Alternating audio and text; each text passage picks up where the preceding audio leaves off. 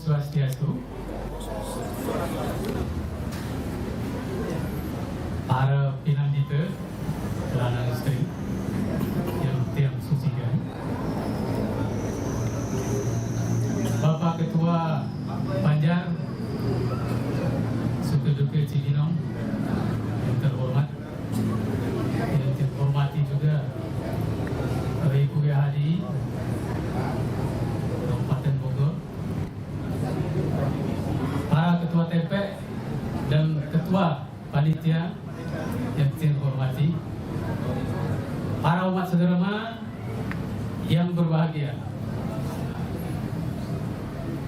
Pada kesempatan ini kembali kita mengaturkan bakti kita kepada ide Sang Yang Diwasa, Tuhan Yang Maha Esa, di mana sering disebut dengan puja wali. Nah, puja wali kita kembali mengaturkan bakti, memuja.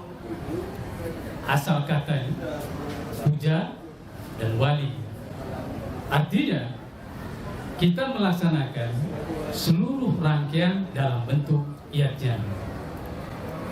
Nah, sebagaimana yang diketahui tadi, bahwasanya setiap puja wali selalu ada rangkaian, yaitu diawali dengan persiapan ya oleh panitia, dosen karya, mungkin karya, dan setelah itu persiapan untuk diawali kemarin oleh para pinandita untuk melaksanakan kegiatan puja Tribuana. Puja Tribuana itu sama dengan puja Sakti yang dilaksanakan oleh Pinandita Sagraha Nusantara. Yang di sini sering dilaksanakan oleh Pinandita Sejabodetabek. Di sini kita melaksanakan intern Pinandita kita sendiri. Para umat saudara, dalam puja wali ini tidak semata-mata artinya begitu saja kita laksanakan. Tentu ada hal-hal atau faedah atau manfaat yang bisa diterima dalam setiap kegiatan, apalagi kegiatan ke arah vertikal atau kawikan. Kegiatan kawikan itu di dalam ajaran agama Hindu itu sering disebut dengan yajna, yang dikenal dengan pancayana. Saat ini kita melaksanakan yaitu Dewa Yajna. Seperti tema yang diambil dalam puja wali pada saat ini, yaitu melalui puja wali Pura Rajita Dharma yang ke-73, kita tingkatkan serada bakti, rasa memiliki dan tanggung jawab demi terwujudnya keharmonisan atau Trihita Karana di Banjar Cibinong. Nah, untuk mencapai tema itu maka perlu yang namanya Trijana Sandi yang tumbuh di dalam diri kita sendiri. Pikiran, perkataan, dan perbuatan senantiasa harus ditetapkan dalam keparisudaan, dikenal dengan Trikaya Parisuda, menjaga pikiran tetap suci, menjaga perkataan tetap suci, menjaga perbuatan suci. Nah, ini akan mengatakan bagaimana puja wali itu, apakah berkualitas ataupun tidak. Ukuran kualitas puja wali itu ada di guna, dikenal dengan Triguna. Di mana ini? Di dalam Bhagavad Gita, yaitu bab 17, dari sloka 11 sampai 23, tambah juga 24 itu. Saya tidak bercerita itu satu persatu sloka-sloka itu.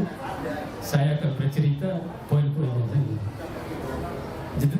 Jadi dalam Srada Traya Vibhaga Yoga 17 itu dinyatakan bahwasanya yajna yang satvika, ini sloka 11 ayat 2 itu, yaitu yajna yang dilaksanakan berdasarkan kitab suci dan dilaksanakan tidak dengan motif atau tujuan tertentu.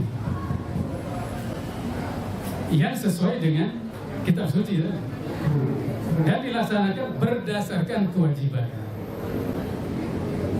Nah, seloka selanjutnya yaitu 12, yaitu yatnya. Nah, inilah yang satwika.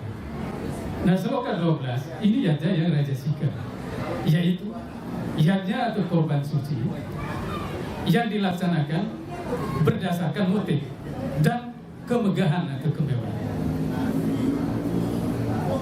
Artinya itu tidak sesuai dengan kitab suci. Dia hanya mementingkan keinginan tertentu. Dan seloka selanjutnya yaitu ke-13, yaitu yatnya yang tamasika. Nah, yatnya yang tamasika ini sama sekali tidak berdasarkan kitab suci dan bahkan bertentangan dengan kitab suci. Tidak ada mantra di situ, tidak ada sewa di situ, pemberian makan, dan berakibat pada kehancuran itu semua. Nah, selanjutnya dalam bab 14 yaitu tentang tapa brata. Tapa brata badan. Tapa brata badan ini dilakukan dengan cara apa? Yaitu dengan cara menghormati guru-guru suci, menghormati orang-orang bijaksana, maresi dalam hal ini, orang-orang suci, dengan penuh pikiran suci dan dengan tulus ikhlas. Nah, sloka selanjutnya yaitu sloka 15, yaitu tapa brata dengan perkataan. Tapa brata dengan perkataan yaitu senantiasa berkata yang baik dan bermanfaat, tidak mengubah semua kata-kata itu.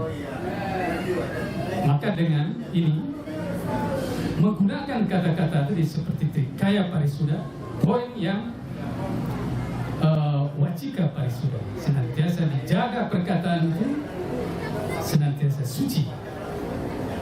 Inilah yang dimaksud dalam sloka 15 ini. Nah, sloka yang ke-16 yaitu tapa brata pikiran.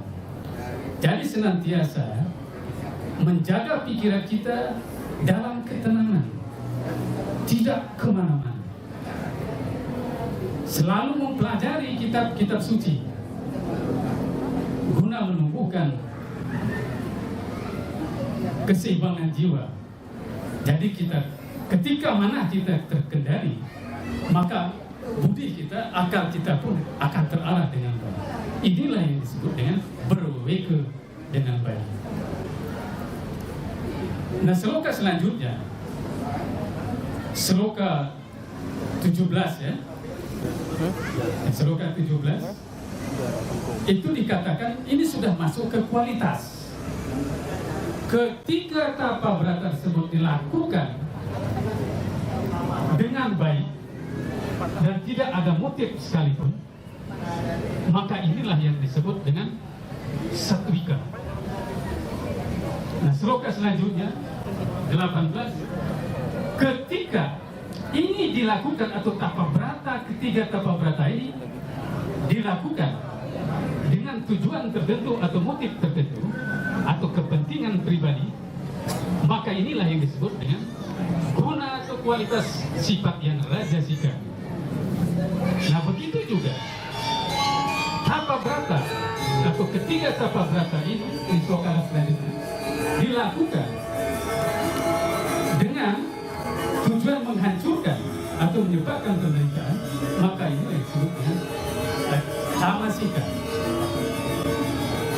Dan sloka selanjutnya tadi saya katakan dari sloka 11 sampai dengan 23 bahkan 24. Nah, sampai ke 20 ini yang singkat saja itu tentang sedekah.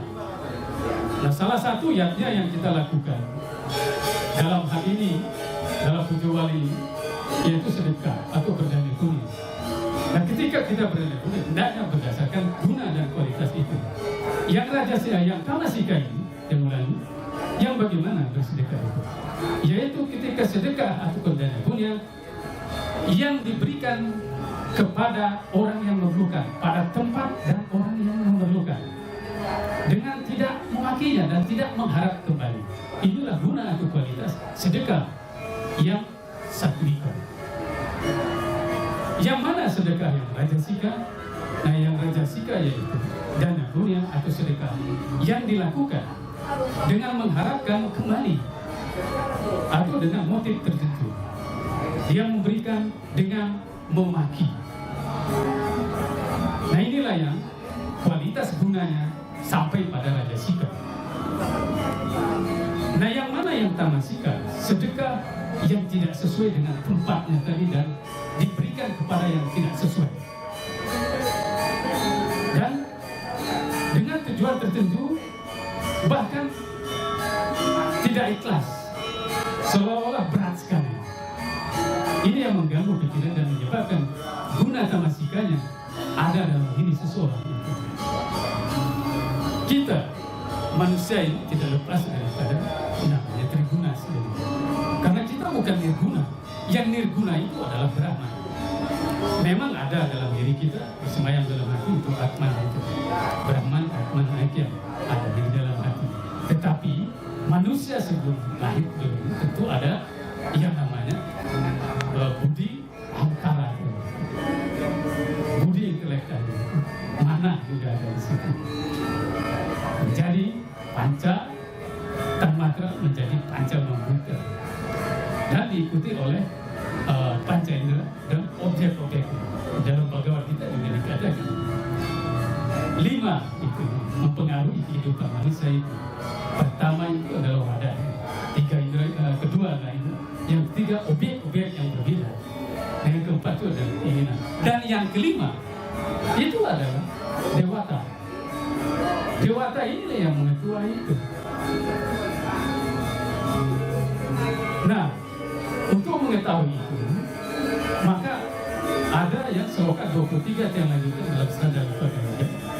Itu Om Tat Sat. Om Tat Sat inilah yang selalu menjadi pedoman bagi para Brahmana dan yatnya suci dalam kitab-kitab suci dari sejak dahulu kala. Begitu dikatakan dalam sloka 23. Nah, dalam sloka 24 itu dikatakan di situ bahwasanya Om selalu diucapkan oleh para pengikut Weda. Kita ini adalah pengikut Weda.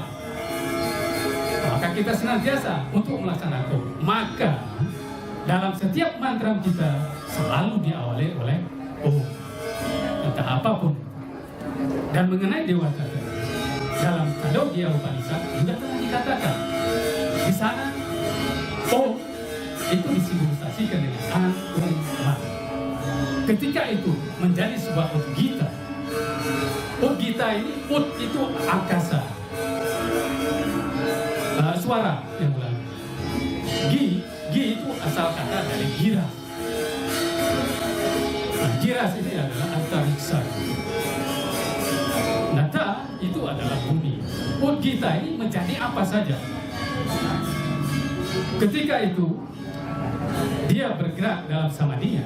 Dulu ceritanya itu adalah di mana pada putra atau keturunan Prajapati itu ada yang namanya Dewata dan Asura. Ini saling mempengaruhi. Ketika samadhi ada kebaikan di dalam Dewata itu disebut dengan Dewa Sampat, itu sifat-sifat kedewataan. Nah, Asura ini selalu mencemari itu. Maka timbullah yang namanya Roe Benedir tadi itu. Dalam Chandogya Upanishad di situ dikatakan ketika dia bersamadhi di atas daripada kita perkataan, maka perkataan itu selalu dipengaruhi oleh mana yang patut dibicarakan dan mana yang tidak patut dibicarakan. Maka itu selalu mengikuti. Tidak hanya itu saja, tadi saya katakan 5 mempengaruhi itu, termasuk di dalamnya adalah objek-objek yang berbeda, indra itu selalu ada dalam kombinasi itu. Nah, dilanjutkan dalam Chandogya Upanishad, yaitu ketika Udgita itu samadhi di atas Udgita pada pikiran, maka akan timbul yang namanya mana yang patut dipikirkan dan mana yang tidak patut dipikirkan. Begitu juga dalam perilaku, mana yang patut tidak patut, selalu ada Udgita itu tadi dalam Chandogya Upanishad. Bahkan para dewa untuk mencapai keabadian pun dia harus bersemadhi tetap pada sang surya matahari itu tadi. Untuk mencapai itu, kenapa sang surya? Karena tidak pernah berhenti di Sang Surya itu. Ini gelap malam, tetapi Sang Surya di belahan dunia, belahan benua itu masih terbit, masih ada terbit, tidak pernah berhenti, selalu menyinari. Siapa yang berfungsi di malam hari ketika purnama? Sang Chandra. Maka ada namanya Surya Chandra, Surya Lunar. Ada roh berdiri di situ. Alam pun dipengaruhi oleh itu, para dewa pun dipengaruhi oleh itu. Diuditakan semua. Tetapi kita hendaknya selalu berpedoman pada Om, pada napas kita, yaitu prana, apana, dan wiyana. Apa itu prana? Prana itu menarik napas ke dalam. Apana mengeluarkan napas, wiyana napas yang terpencar. Di mana napas yang terpencar itu? Ketika kita berbicara, nih, Tian berbicara, ini sedang melaksanakan wiyana. Di mana pada saat apana dan prana tidak dilakukan di situ. Jadi terpencar dalam bentuk suara, giras ut di situ. Maka saya katakan tadi, penting sekali kita itu melakukan segala bentuk baik pikiran, perkataan kita serta perbuatan kita sesuai dengan ajaran-ajaran suci atau kitab suci atau yang disebut dengan Weda, di mana dalam agama Hindu itu dinamakan 3 kerangka dasar agama Hindu. Dalam 3 kerangka dasar agama Hindu inilah yang akan menciptakan yang namanya Trihita Karana.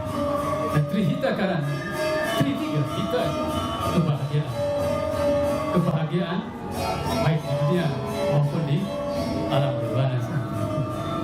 Karena penyebab, jadi 3 penyebab kebahagiaan. Tidak hanya di dunia ini. Kenapa saya sampaikan tidak hanya di dunia ini kebahagiaan?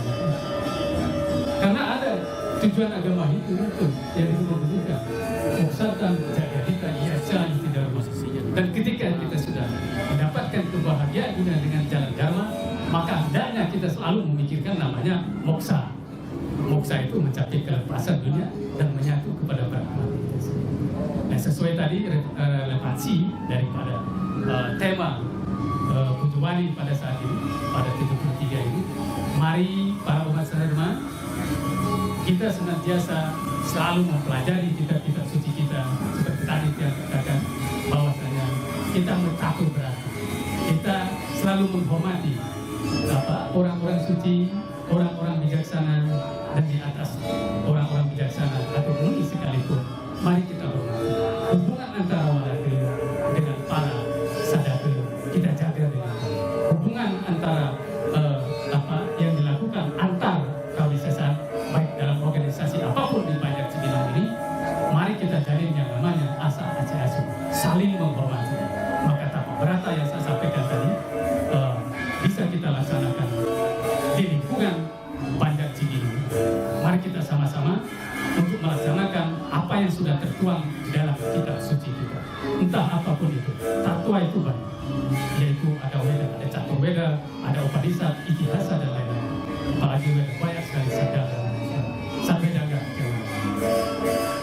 Mari para umat sadharma kita sama-sama ciptakan Trihita Karana, menjaga hubungan baik dengan seluas itu para menjaga hubungan baik dengan para sesama manusia, menjaga hubungan baik dengan alam semesta. Dengan itu kita menggunakan alam semesta, maka perlakukan alam semesta ini dengan baik dan benar sesuai dengan apa yang dibutuhkan. Air dibutuhkan, berikan. Pupuk dibutuhkan, berikan. Lindungi mereka dari hal. Begitu juga dalam diri kita, lindungi diri kita dengan ilmu pengetahuan suci. Baik para umat sadharma, kira-kira itu saja yang dapat saya sampaikan.